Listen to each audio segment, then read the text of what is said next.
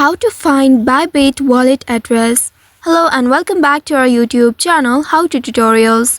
In today's video, I'm going to show you how you can find Bybit wallet address. To find your Bybit wallet address for cryptos, you will need to first verify your account. If you have verified account on Bybit, then go ahead and open your Bybit application on your mobile device and ensure that you are logged into your account. Once you are logged into your account, you will land on this home page. Here at the bottom right, you will be able to locate assets icon. Tap on it and then in this page here select the deposit button. Once you select deposit, at the bottom you will be able to see these options. Select deposit crypto option. And now from the list of these cryptos, you will need to select the one for which you would like to find the wallet address. Here I am selecting Ethereum.